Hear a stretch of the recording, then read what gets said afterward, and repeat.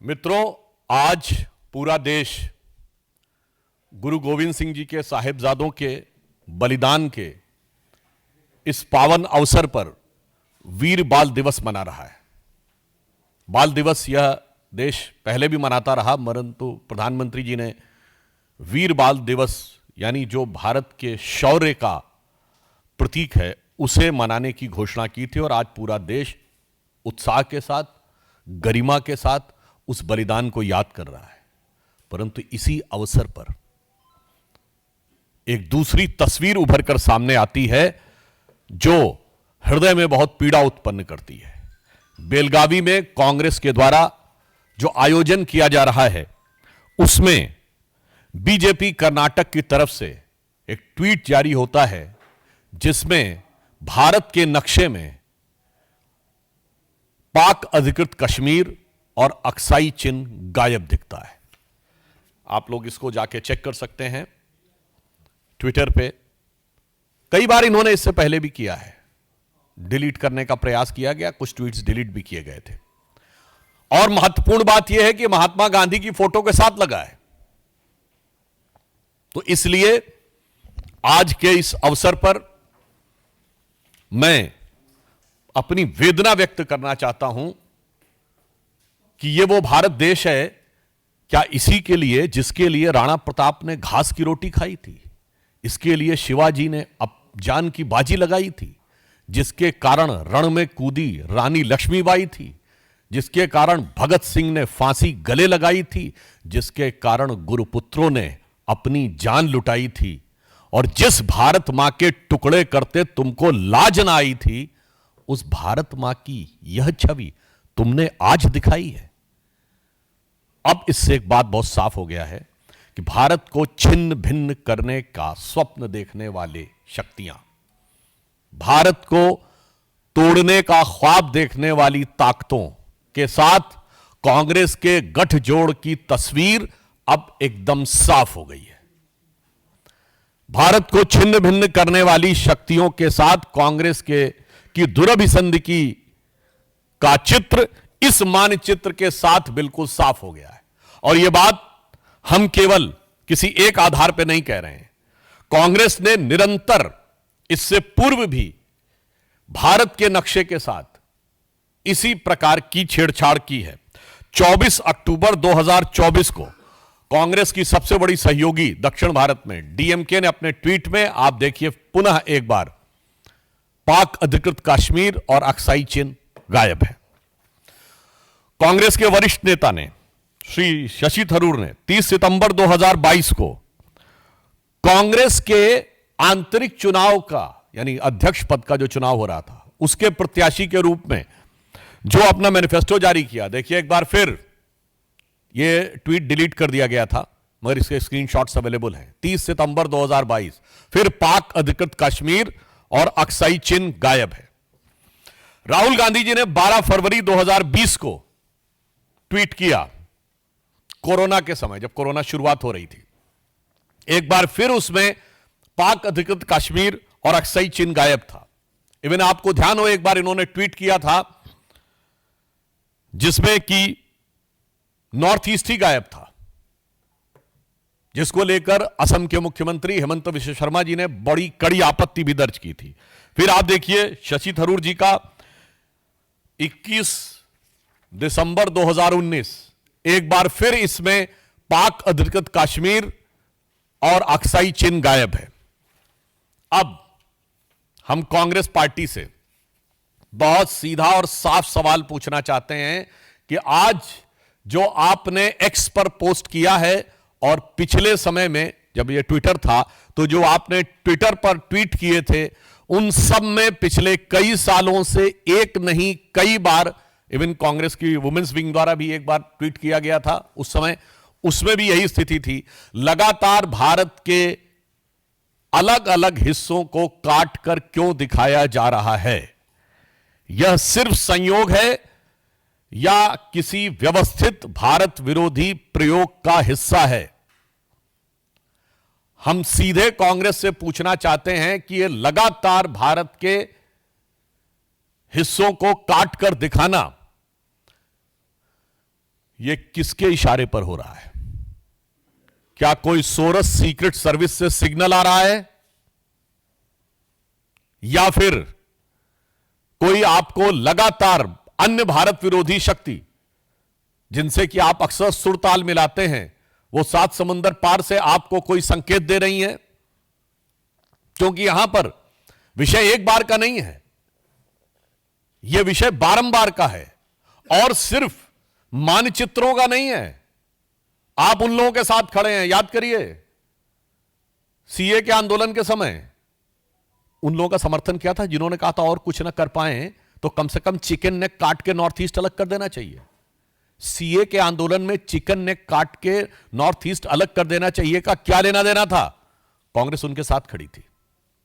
भारत तेरे टुकड़े होंगे नारे लगाने वालों के साथ खड़ी थी। तो आज हम कांग्रेस से बहुत साफ साफ पूछना चाहते हैं कि आप किन शक्तियों के आधार पर यह कर रहे हैं, और इसके साथ हम इसलिए भी पूछना चाहते हैं कि अब कांग्रेस टेक्निकली मुख्य विपक्षी दल है, मान्यता प्राप्त, क्योंकि पिछले 2 लोकसभाओं में तो उनके पास संवैधानिक दृष्टि से मुख्य विपक्षी दल की संख्या नहीं थी।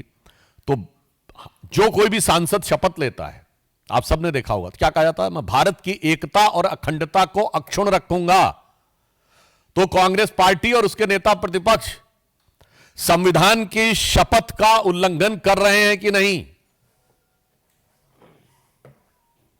इसलिए कांग्रेस का राष्ट्र विरोधी चेहरा, और मैं यह भी कहना चाहूंगा कि इससे पहले भी ये देश को टुकड़ों में बांटकर राज कर चुके हैं, सियासत कर चुके हैं, और इसके बाद भी आपने देखा है कि आज भी प्रांत में तोड़ना हो या वर्ग में तोड़ना हो या जातियों में तोड़ना हो, उसके लिए निरंतर लगे हैं।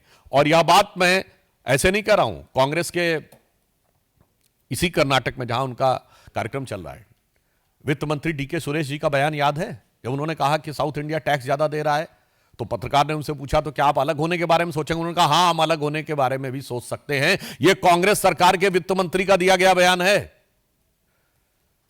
सैफुद्दीन सोज जम्मू कश्मीर कांग्रेस के अध्यक्ष रहे, जिन्होंने कहा कश्मीर को भारत से अलग हो जाना चाहिए, अपनी किताब में लिखा है। यह जम्मू कश्मीर कांग्रेस के अध्यक्ष रहे हैं। राहुल गांधी जी की भारत जोड़ो यात्रा में तमिलनाडु में वो एक ऐसे पादरी जॉर्ज पुनिया को साथ में लेते हैं जो कहता है कि मेरी दृष्टि में भारत की धरती इतनी अपवित्र है कि मैं इसलिए जूते पहनता हूं कि उसके ऊपर मेरा हाथ टच ना हो जाए। इसलिए पूछना चाहता हूं, जब बेलगावी में आप एकत्र हैं तो क्या आपके बीच में कोई मंथन हुआ है कि भारत को किस प्रकार से छिन्न भिन्न करना है? यह उसी की अभिव्यक्ति हुई है? या मैं पूछना चाहता हूं कि ये कांग्रेस का कोई प्रस्ताव ऐसा विचाराधीन चल रहा है, या उनकी हाईकमान ने कोई कमेटी गठित की है जो निरंतर इस प्रकार के भारत विरोधी बातें और भारत के अंदर एक दूसरे से लड़ाने का प्रयास? याद करिए तमिलनाडु के मंत्री ने क्या बोला था बिहार वालों के लिए। तेलंगाना में कांग्रेस की सरकार है, वहां के मंत्री और मुख्यमंत्री क्या बोल चुके हैं उत्तर भारत और विशेषकर बिहार वालों के लिए? यह क्या है? एक दूसरे के प्रति नफरत। इसलिए यहां से कांग्रेस की मानसिकता साफ हो जाती है कि इनको देश के टुकड़े करके भी, समाज के टुकड़े करके भी, संस्कृति को अपमानित करके भी, वर्ग प्रांत और भाषा के ऊपर लड़ाकर भी येन केन प्रकारेण सत्ता प्राप्त करनी है। और अब ये जो निरंतर नक्शे दिखाए हैं, इससे कांग्रेस का नक्शा कदम क्या है यह बहुत साफ हो गया है। परंतु हम अंत में यह आश्वस्त करना चाहते हैं कि प्रधानमंत्री श्री नरेंद्र मोदी जी के नेतृत्व में ऐसी सभी शक्तियों को लेकर सरकार सजग है, और हमें पूर्ण विश्वास है कि जितनी सरकार सजग है उतनी ही इस देश की जनता भी सजग है, सतर्क है, और एक पैनी नजर इन ताकतों पर रखे हुए है, और इनके मंसूबे कभी कामयाब नहीं होंगे। तो मैं इस पंक्ति के साथ समाप्त करता हूं कि जाति प्रांत और वर्ग भेद के भय को दूर भगाता है, भ्रम को दूर भगाता है। आज जो कांग्रेस प्रयास कर रही है भ्रम फैलाने का, जाति प्रांत और वर्ग भेद के भ्रम को दूर भगाता है, सबके मन का भाव एक है, सबकी भारत माता है, अनेकता में ऐक्य मंत्र को जन जन फिर अपनाता है। और देखो प्यारा देश हमारा आगे बढ़ता जाता है और कोई भी विरोधी शक्तियां, प्रतिगामी शक्तियां भारत के इस विकास को, भारत की शक्ति को रोकने में सफल नहीं होंगी। यह प्रधानमंत्री श्री नरेंद्र मोदी जी के नेतृत्व में भाजपा और एनडीए सरकार का संकल्प है। ठाकुर रविंद्र सिंह, जी न्यूज। टीआरएस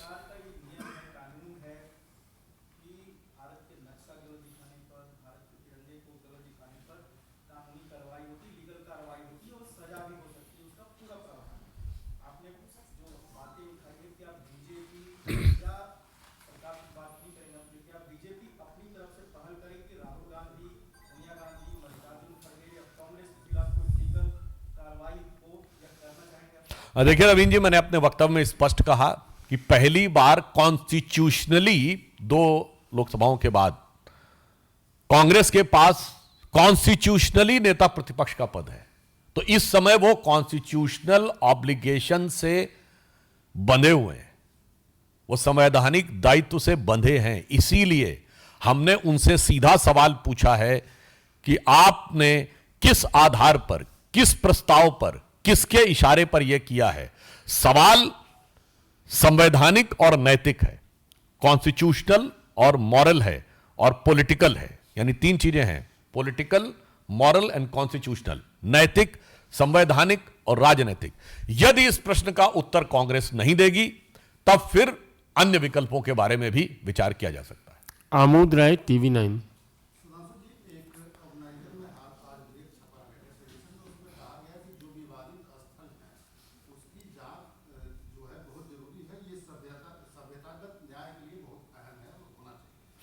देखिए, इस विषय के ऊपर सर्वोच्च न्यायालय ने अपना मंतव्य दे दिया है, तो मुझे लगता है कि उसके बारे में अंतिम निर्णय आने तक प्रतीक्षा करनी चाहिए। और जहां तक सभ्यतागत अन्याय का विषय है, तो ये इस विषय के ऊपर एक सौहार्द बना रहे, यह सामाजिक दायित्व भी है। इसलिए सभ्यतागत अन्याय का के ऊपर गर्व करने की भावना से भी बचना चाहिए। कमलेश सिंह जी।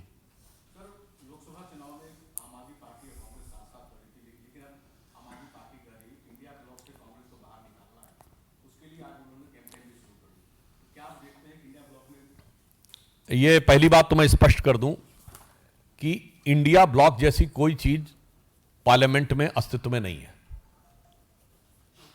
इससे साफ समझ में आ जाता है कि एक धोखा था। और इसलिए कि जैसे हमारा एनडीए है, तो एनडीए की विधिवत बैठक हुई जिसमें प्रधानमंत्री श्री नरेंद्र मोदी जी एनडीए संसदीय दल के नेता चुने गए। एक एक सांसद का साइन किया हुआ प्रस्ताव है और लोकसभा अध्यक्ष के पास भी उसकी सूचना है और राज्यसभा के सभापति के पास। इंडिया गठबंधन का कौन नेता है, किसी प्रकार का कोई प्रस्ताव तथा कथित इंडिया गठबंधन के दलों के सांसदों के द्वारा साइन किया हुआ कोई लेटर न लोकसभा अध्यक्ष के पास है न सभापति के पास है। इसका मतलब इनके लिए आज आम आदमी पार्टी, जो पहले आम बनती थी, अब वो बड़ी खास पार्टी हो गई है। तो इनके लिए मैं कहना चाहूंगा कि बेनकाब चेहरे हैं, दाग बड़े गहरे हैं। बेनकाब चेहरे हैं, दाग बड़े गहरे हैं और टूटता तिलिस्म आज सच से भय खाता हूं। और आगे की लाइन थी, ये जानते कब लिखा गया था? जब जनता पार्टी का गठबंधन टूट रहा था, तो अटल जी ने दुखी होकर यह लिखा था। जब गठबंधन टूट रहा था, क्योंकि सब आपस में बहुत सारी कारणों से आज स्वार्थ के कारण जुड़े अलग हो रहे हैं, तो उन्होंने लिखा था गीत नहीं गाता हूं। तो वही उन्होंने लिखा था, आज उनके ऊपर लागू होता दिख रहा साफ इंडी गठबंधन पे कि बेनकाब चेहरे हैं, दाग बड़े गहरे हैं, टूटता तिलिस्म आज सच से भय खाता हूं, गीत नहीं गाता हूं। कि तो इनका गीत सिरे नहीं चढ़ रहा। 1 मिनट, आनंद पांडे।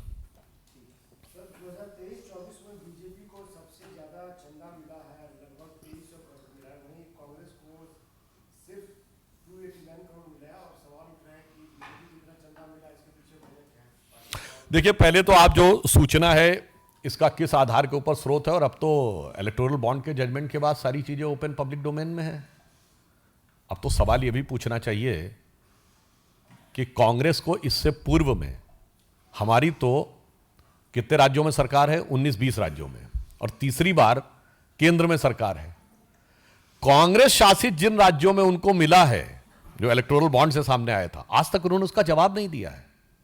और मजे की बात यह है, हमारे चंदे का तो हिसाब है, 2014 से पहले तो कोई हिसाब ही नहीं है। हम पूछना चाहते हैं, क्या हवाई जहाज के बिल नहीं पे होते थे? क्या जो लोग उनके कार्यकर्ता जाते थे उनका होटल में रहना, गाड़ी, इन सबके खर्चे नहीं होते थे? एक पाई का हिसाब नहीं है। इसीलिए मेरा मानना है कि इस विषय पे हमारी सरकार का प्रयास और पार्टी का प्रयास पूर्ण पारदर्शिता का है, और इसका मैं प्रमाण देना चाहता हूं। दिल्ली का भी चुनाव होने वाला, आपको याद हो ना, 8-10 साल पहले आम आदमी पार्टी ने एक बार कहा था चाय पार्टी करते हैं, और चाय पार्टी की टिकट कितने का था? 20,000 रुपए का। याद है 20,000 रुपए क्यों था? क्योंकि तब तक नियम यह था कि 20,000 रुपए तक का अगर किसी ने कंट्रीब्यूशन दिया है तो उसका डिटेल देने की जरूरत नहीं है, वो कैश में दे सकता है। इसीलिए 20,000 रुपए की चाय थी। अच्छा, चाय क्यों थी?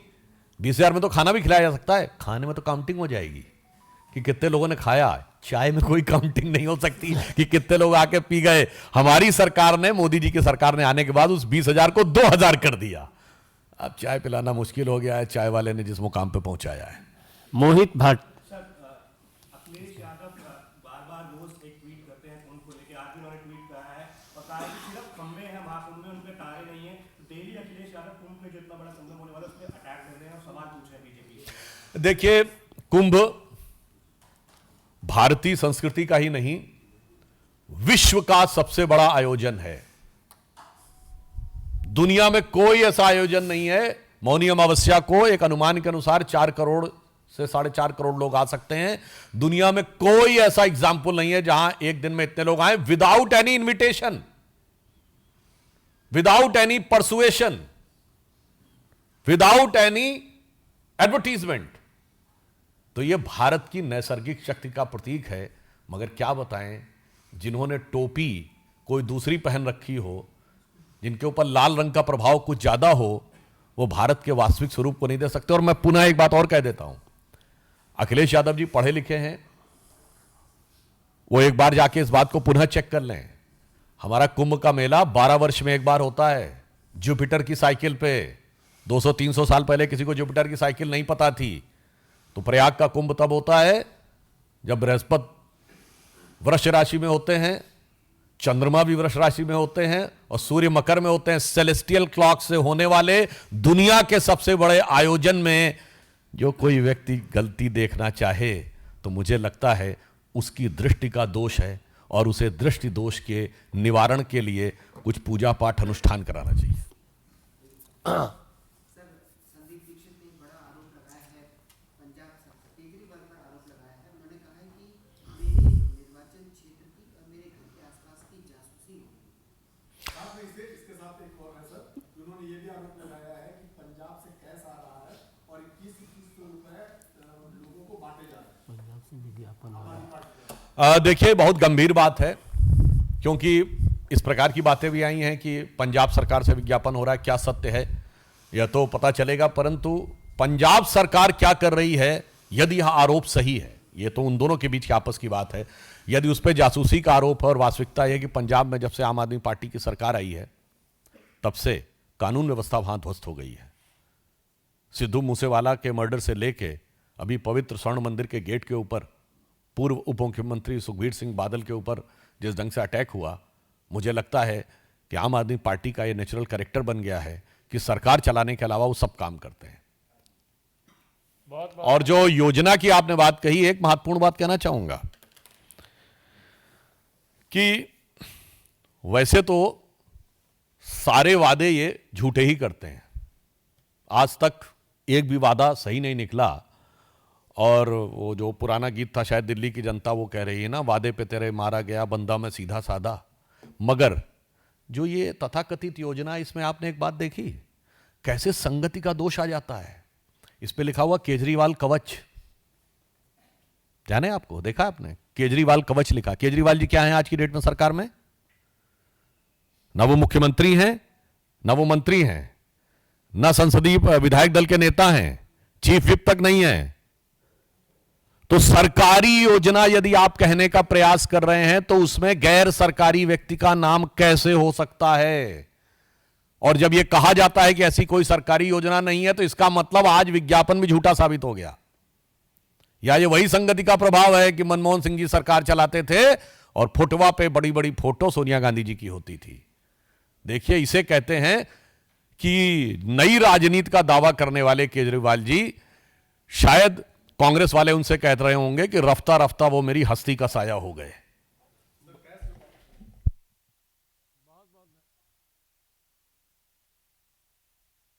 देखिए, उनके ऊपर नाना प्रकार के आरोप लग चुके हैं।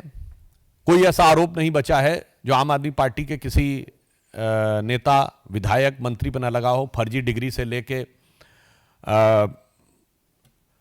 स्वास्थ्य में भ्रष्टाचार से लेके एक पौवे के बदले दूसरा पौवा फ्री देने से लेके माफियाओं के साथ बातचीत करने से लेके, और उनके एक विधायक के ऊपर उनकी पत्नी ने आरोप लगाया था कि कुत्ते से कटवाते थे।